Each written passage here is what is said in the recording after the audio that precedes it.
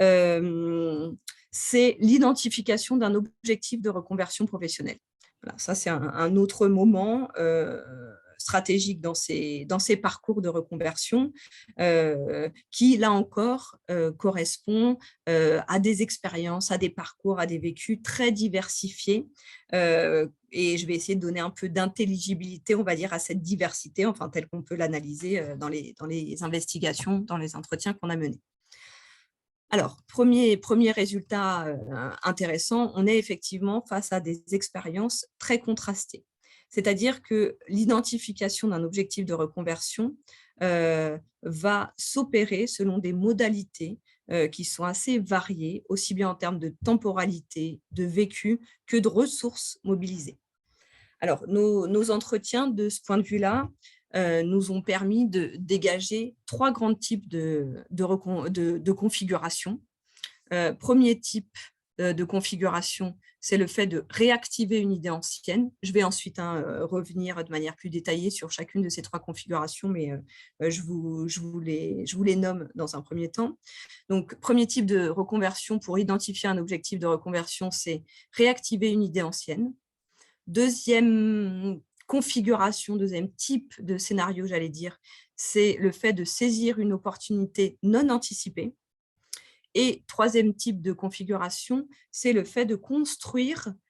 une envie, de construire une projection, mais qui ne résonne pas avec un désir enfoui de longue date. Et chacune de ces 3 configurations, en fait, me semble-t-il, adresse des messages assez intéressants aux pratiques d'accompagnement que je vais aussi essayer de vous expliciter. Alors, la première configuration, donc réactiver une idée ancienne, elle est assez conforme à une représentation commune, j'allais dire, de la reconversion, y compris d'ailleurs celle qui est diffusée par les politiques publiques de l'emploi depuis des décennies. C'est-à-dire que là, on est face à des individus pour qui la maturation de leur projet de reconversion s'est étalée sur plusieurs années et correspond à la résurgence d'un désir enfoui depuis longtemps, mais qu'ils avaient mis en veille en raison de circonstances personnelles ou professionnelles qui rendaient impraticable sa concrétisation. Donc là, typiquement, ça va être le cas d'individus qui, au terme de leur formation initiale, n'ont pas trouvé de poste en adéquation avec leurs études et qui ont été, pour des motifs souvent alimentaires, obligés de s'orienter sur des emplois qui n'exigeaient pas de qualification spécifique. Alors là, on va retrouver typiquement les secteurs de la restauration, des plateformes téléphoniques, des activités de manutention, etc. Et donc, ils ont exercé plusieurs années dans ces emplois-là peu qualifiés et à distance de leur formation initiale. Et puis, à un moment de leur parcours, leur sentiment d'insatisfaction, qui pour certains a atteint des niveaux très élevés d'épuisement mental, physique, etc., ce sentiment d'insatisfaction est devenu tel qu'il a précipité pour eux l'urgence de fuir une situation intenable et d'enclencher un changement. Et c'est alors que, assez naturellement, a ressurgi quelque part leur vocation initiale contrariée et qu'ils ont voulu renouer avec un désir enfoui, lointain. Ça, c'est cette première configuration qu'on a pu identifier qui constitue un dénominateur commun chez un certain nombre, chez une part significative de personnes qui ont initié ou achevé d'ailleurs un processus de reconversion professionnelle. Alors, pour ces personnes, en tous les cas, celles qui ont sollicité un expert de l'accompagnement, en général, ces personnes reconnaissent que cet appui leur a été utile et leur a été utile d'une certaine façon, d'une façon bien particulière. C'est-à-dire que pour eux, l'utilité de l'accompagnement a surtout résidé dans le fait que l'accompagnement les a aidés à conforter la pertinence de leur choix. C'est-à-dire que ces enquêtés ont souvent un besoin très intense d'être légitimés, d'être rassurés, parce qu'ils redoutent que leur profil soit trop dissonant par rapport aux attendus des recruteurs, parce qu'ils n'ont pas d'expérience dans le métier visé, parce que la date d'obtention de leur diplôme est maintenant lointaine. Et du coup, l'apport du professionnel qu'ils ont rencontré leur a permis avant tout de se légitimer, de se rassurer, de se conforter dans leur capacité à être effectivement employables sur le marché du travail, quitte à réactualiser leurs compétences en recourant à quelques formations. Mais en tous les cas, première plus-value, j'allais dire, de cet accompagnement a été de l'ordre d'une réassurance subjective qui constitue aussi une des vertus capacitantes de l'accompagnement, où quelque part le professionnel leur a permis de se sentir autorisé, d'être habilité d'une certaine manière, pour reprendre une notion développée par Stenger, d'être habilité à s'engager dans ce processus de reconversion. On est bien dans un scénario où l'accompagnateur remplit avant tout un rôle d'agent de réassurance et de légitimation. Je pense que c'est intéressant de mettre en relief ce bénéfice potentiel de l'accompagnement qui est souvent écrasé, en tous les cas en termes d'évaluation un peu macro de politique publique, sous des indicateurs type taux de retour à l'emploi ou taux d'accès à la formation. C'est un point qui est pas négligeable dans le vécu de plusieurs candidats à la reconversion ou de plusieurs personnes ayant vécu un processus de reconversion. Alors, la seconde configuration, donc, je vous dis dans un processus de choix, d'identification d'un objectif de reconversion. Là, on est dans une configuration très différente. Donc là, on est face à des enquêtés pour qui le processus de choix du nouveau métier ne faisait pas écho à un souhait présent de longue date. On est au contraire sur un processus d'identification d'un métier qui s'est déployé sur une temporalité très courte, quelques semaines, voire quelques jours, et qui relève davantage d'une forme de révélation déclenchée par l'extérieur. C'est très souvent une opportunité de poste, pas du tout anticipée, qui émane soit de leur propre entreprise, soit de la sphère professionnelle, et qui a permis à une envie de se frayer un chemin dans leur esprit. Et le temps de latence, c'est-à-dire le temps qui a séparé la survenue de cette envie et la décision de se lancer, est lui aussi très concentré, très court. C'est en général des types de parcours qui mobilisent peu l'offre d'accompagnement, qui sont décrits en fait comme assez simples, assez rapides, assez fluides et inscrits dans une temporalité courte. Donc, c'est des types de parcours qui ne mobilisent pas forcément l'offre d'accompagnement et pour autant qui sont susceptibles, me semble-t-il, de désigner quelques pistes d'évolution par ricochet à cette offre d'accompagnement. Alors, d'abord, première piste, ce type de parcours très court, déclenché par une opportunité, venue de l'extérieur, mais pas anticipée, pas programmée, met en exergue, me semble-t-il, l'intérêt pour les accompagnateurs au sens large du terme, d'essayer au maximum de soutenir l'émergence d'opportunités sans avoir nécessairement au préalable identifié avec la personne un objectif défini. Ça incite à se défaire d'une certaine manière d'une rationalité un peu programmatrice, comme le dit André d'ailleurs, je crois que je l'ai déjà entendu utiliser cette expression, avec cette idée qu'une opportunité peut déclencher une envie et qu'on n'est pas nécessairement dans une configuration où d'abord on identifie un objectif, puis on élabore un plan d'action, puis on passe à l'action. Voilà, il y a des parcours qui peuvent court-circuiter cette façon de faire et qui peuvent pour autant aboutir à des processus réussis du point de vue des individus, qui ont de la valeur aux yeux des individus. Et ça participe, par exemple, à vouloir diversifier l'usage qu'on peut avoir des périodes de mise en situation en milieu professionnel, les PMSMP, en disant que ces PMSMP peuvent servir pas uniquement à valider la pertinence d'un projet préexistant, j'allais dire, ou dont les grandes lignes ont d'ores et déjà été définies, mais ces PMSMP peuvent aussi être mobilisés potentiellement dans une optique plus exploratoire pour découvrir des domaines professionnels inconnus, par exemple. Et puis, ce second type de parcours, donc saisir une opportunité non programmée, bat un peu en brèche, je l'ai déjà dit implicitement, mais c'est important d'y insister, me semble-t-il, bat en brèche l'idée selon laquelle la reconversion procéderait nécessairement d'un accouchement progressif, fait d'hésitation, de tergiversation, de tâtonnement étiré dans la durée. Pour les enquêtés qui sont inscrits dans cette configuration, au contraire, on est bien sur une proposition d'emploi non programmée qui a soudainement ou vers une perspective dans laquelle, une perspective que les individus ont souhaité exploiter dans la foulée et sans nécessairement, évidemment, ressentir le besoin de solliciter des ressources extérieures. Et puis, enfin, le troisième type de configuration par rapport à ce processus d'identification d'un objectif d'atterrissage, d'une certaine manière, d'un métier cible, d'une situation cible.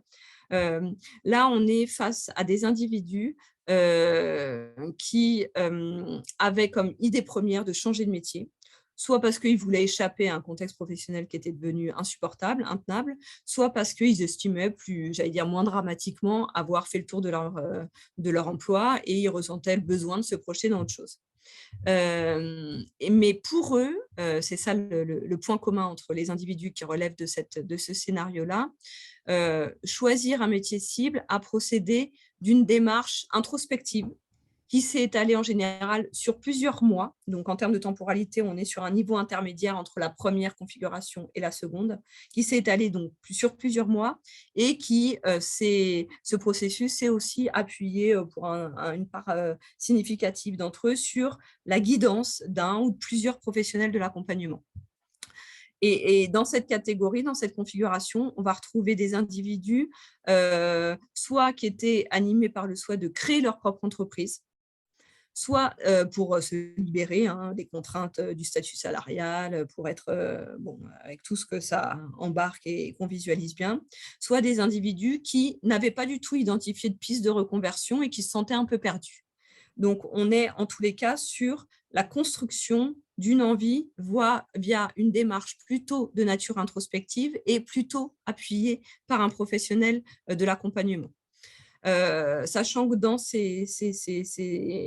parcours-là, ce type de parcours-là, la figure de départ est jamais identifiée comme un espace ressource. L'entretien professionnel, par exemple, dont on aurait pu imaginer qu'il remplisse cette fonction, émerge pas du tout comme une ressource, comme un espace au service de la construction de mobilité externe à l'entreprise. D'autant que beaucoup d'enquêtés qu'on a pu interviewer se méfient plutôt de la réaction de leur direction si elle apprend leur intention de quitter l'entreprise. Donc là, on mesure bien l'intérêt aussi dans un dispositif tel que le CEP actif occupé d'avoir créé un espace un peu confidentiel, neutre à l'extérieur de l'entreprise. Pour les individus qui relèvent de ce scénario-là, si on regarde un peu les ressources qu'ils ont pu mobiliser, on voit qu'un point de passage assez fréquent, c'est la Chambre de commerce et d'artisanat pour les créateurs d'entreprises. Et c'est le recours au bilan de compétences pour les personnes qui n'avaient pas du tout identifié de piste de reconversion et qui se sentaient un peu perdues. Et ces enquêtés qui ont sollicité donc, ces deux types d'espaces, de ressources, de dispositifs, l'ont fait soit sur les conseils d'une connaissance personnelle, l'histoire du bouche à oreille et du réseau personnel est une dimension très prégnante dans les histoires de reconversion professionnelle, soit ils ont sollicité ces conseils grâce à un conseil en évolution professionnelle qui les a orientés vers une ressource locale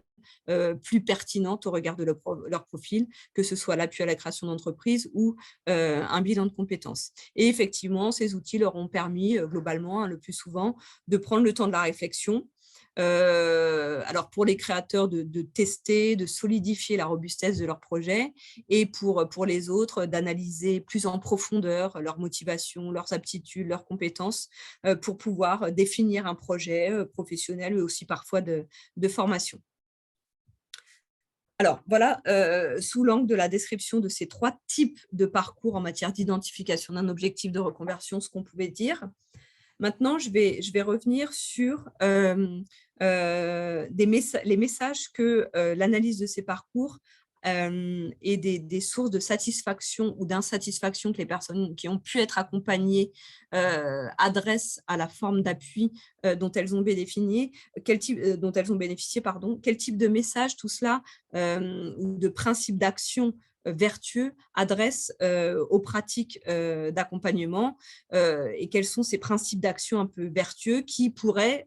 jouer un rôle peut-être plus structurant dans les pratiques d'accompagnement que ce n'est le cas aujourd'hui, quand on écoute les gens nous raconter leur expérience d'accompagner. Alors, premier principe d'action qui ressort comme assez vertueux des récits que peuvent nous faire les personnes, c'est l'intérêt pour les individus qui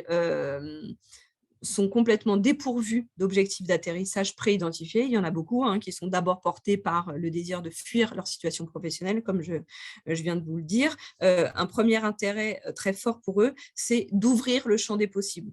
en leur donnant accès à une visibilité sur des métiers dont ils ne soupçonnaient pas forcément l'existence et dont ils, d'ailleurs, qu'ils n'avaient même pas imaginé, parce qu'il y a aussi plein de mécanismes d'autocensure liés à des constructions sociales qui peuvent évidemment jouer. Donc là, cette ouverture du champ des possibles, ça peut être un bénéfice, une plus-value, une valeur ajoutée très importante pour certains individus qui n'avaient pas d'objectif. Et effectivement, on a des enquêtés qui ont réussi à circonscrire un projet grâce aux échanges avec un expert du bilan de compétences ou un conseiller en évolution professionnelle et qui, au terme d'une analyse partagée de leur profil, de leurs aspirations,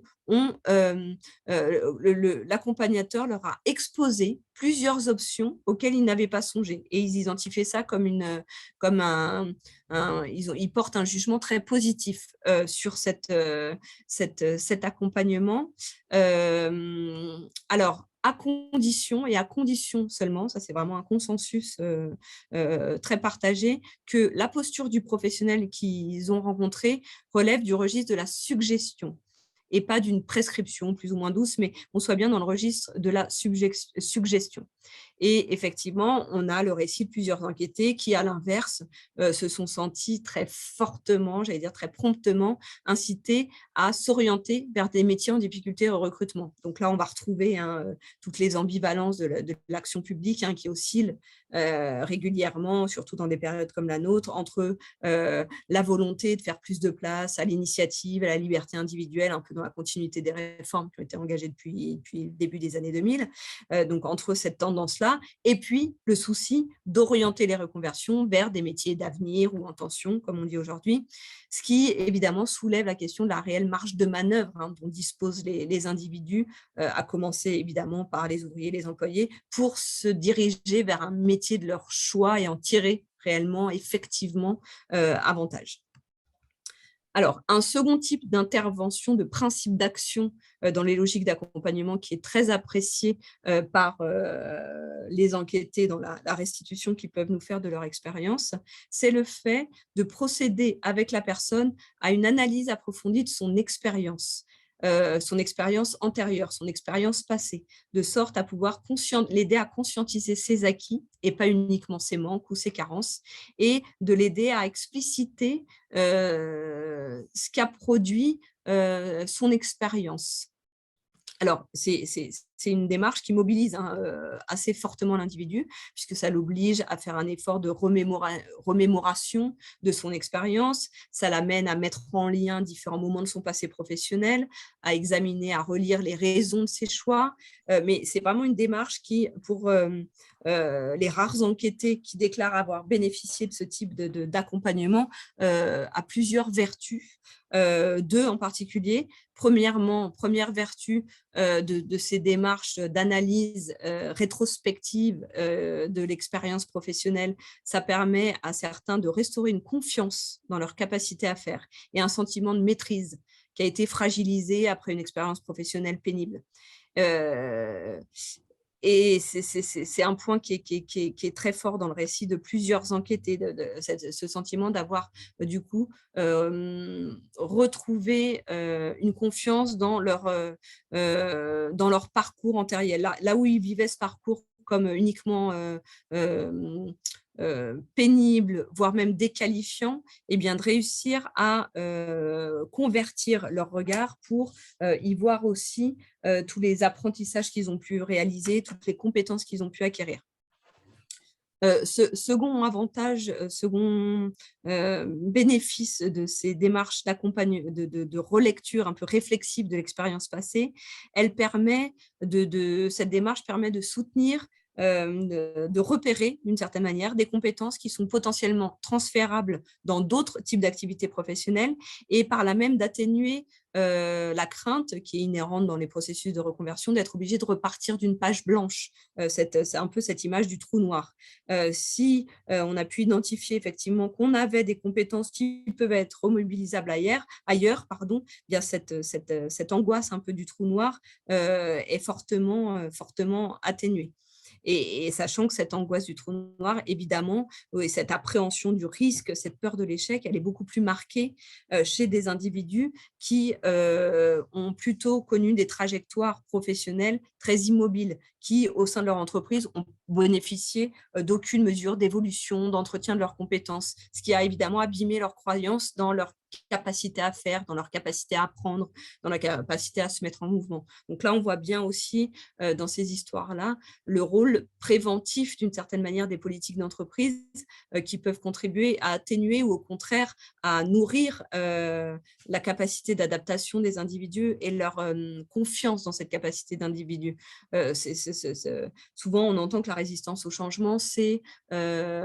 serait un attribut de la personne, alors qu'on voit bien que c'est un construit, que c'est multifactoriel et que les politiques d'entreprise ils jouent un rôle qui est loin d'être neutre. Alors, ces démarches, donc, excusez-moi, j'ai fait un détour, mais ces démarches d'analyse de l'expérience passée sont assez rares dans les entretiens qu'on a pu, dans les retours d'expérience de personnes accompagnées, sans doute parce que les professionnels de l'accompagnement manquent de temps. Et puis aussi peut-être que il y a une question d'approfondissement de la professionnalité. Enfin, c'est pas inné d'être en capacité d'appuyer le questionnement, la mise en mots de l'expérience. Et effectivement, c'est des choses qui se construisent, qui doivent faire l'objet d'une professionnalisation aussi et qui sont peut-être encore à développer ou du moins peut-être un chemin qui serait bénéfique d'essayer pour les pratiques d'accompagnement d'emprunter davantage.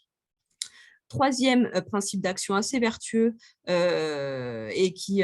génère un jugement positif de la part des personnes accompagnées, c'est lorsque l'identification d'un métier cible a d'emblée embarqué la question de la faisabilité, que la réflexion sur le métier cible a embarqué la question de la faisabilité, de la concrétisation du projet. Alors, qu'est-ce qu'on met derrière la faisabilité ? C'est la compatibilité du rythme avec la vie personnelle, c'est la localisation géographique, c'est les opportunités d'emploi, c'est le calendrier des formations, c'est le maintien d'un revenu. Enfin, c'est des choses des ingrédients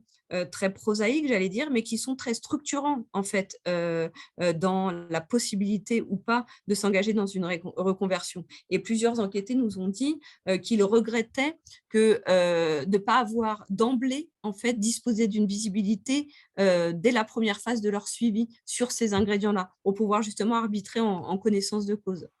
Alors, pourquoi plusieurs nous disent qu'ils n'ont appris que trop tard, j'allais dire, qu'ils ont été invités que trop tard à questionner cette faisabilité? C'est sans doute à rapprocher de deux écueils récurrents de l'offre d'accompagnement. Premièrement, une inclinaison parfois à se concentrer uniquement sur l'aspect professionnel dans les parcours, dans l'appui aux reconversions, alors qu'on voit bien que les paramètres familiaux surdéterminent les arbitrages, les stratégies individuelles dans ces histoires-là. Et puis, deuxième écueil assez récurrent de l'offre d'accompagnement, c'est la logique séquentielle qui sous-tend de nombreux dispositifs. C'est-à-dire qu'il y a souvent une façon de décomposer, d'ordonner chronologiquement les différentes étapes d'un parcours d'accompagnement. D'abord, l'explicitation des aspirations individuelles, puis on se penche ensuite sur la praticabilité du projet et les conditions qui vont rendre possible sa concrétisation. Mais du coup, le réel intervient, j'allais dire, assez tard. Et quand il intervient, il peut faire surgir des empêchements et finalement provoquer de la frustration, des désengagements. Là où s'il était intervenu peut-être plus tôt dans les formes d'appui, ce type de dommages aurait pu être évité. Et puis enfin, quatrième principe d'action identifié comme vertueux dans les parcours des personnes accompagnées pour identifier un projet de reconversion professionnelle, c'est lorsque les individus ont pu se confronter à l'activité réelle du travail. Alors, on a évidemment plusieurs enquêtés, incités par leurs conseillers ou même à leurs propres initiatives, qui ont rencontré des experts du métier visé et qui ont quand même, par ce biais-là, accédé à un témoignage incarné. Mais ces démarches d'enquête, d'une certaine manière, ne sont pas suffisantes pour éprouver pratiquement les conditions d'exercice du métier visé. Et c'est tout l'intérêt des formules d'immersion qui offrent l'occasion justement de rentrer dans les situations, d'exercer un droit à l'essai, et parfois de déconstruire des représentations. Et on a quelques enquêtés qui en ont bénéficié, qui ont jugé ça très utile et qui ont jugé ça très utile, y compris d'ailleurs pour, in fine, renoncer à un projet qui, en fait, à l'épreuve de cette rencontre avec la réalité empirique en fait, d'un métier, ce projet leur semblait plus opportun, n'était plus associé à ce qu'ils souhaitaient faire. Un autre point important sur cette fréquentation de l'activité réelle, j'allais dire, c'est le fait que, la fertilité, la portée de ces immersions, sont amplifiées si l'individu, à l'occasion, est invité à décortiquer ce qu'il a vécu. C'est-à-dire que là, c'est l'incarnation d'un adage bien connu en didactique professionnelle, c'est le fait qu'on apprend par et dans le travail, mais on apprend aussi à distance du travail. Et si on ne bénéficie pas de cet étayage favorable à une prise de recul, à une appropriation des enseignements, eh bien, l'expérience qu'on a vécue sera seulement, pour reprendre un propos qui est développé par Dewey, que je trouve assez stimulant, c'est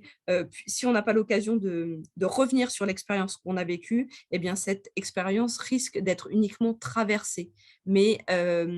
elle ne produira pas les enseignements escomptés, elle ne donnera pas un levier de transformation à la personne qui a vécu cette expérience. Or, aujourd'hui, ce qu'on constate quand même plutôt dans les pratiques d'accompagnement, c'est que cet accompagnement, qu'on pourrait qualifier d'expérientiel, d'itératif, il connaît un développement qui est encore très embryonnaire aujourd'hui, et sans doute que sa montée en puissance supposerait, d'une part, qu'il y ait un rapprochement plus important entre les professionnels de l'intermédiation, de l'accompagnement, et les employeurs, les acteurs économiques sur le territoire.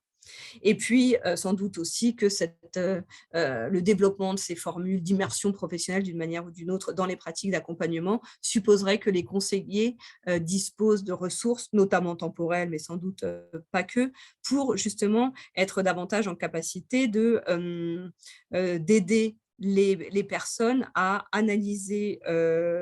leurs expériences d'immersion, leurs séquences en entreprise pour examiner ce qui a été observé, ce qui a été réalisé et pouvoir du coup en faire quelque chose pour eux-mêmes. Or, c'est vrai que ce type d'approche expérientielle est quand même encore aujourd'hui, alors un impensé, c'est peut-être un peu trop fort, mais en tous les cas, un objet qui est assez faiblement investi par les pratiques d'accompagnement.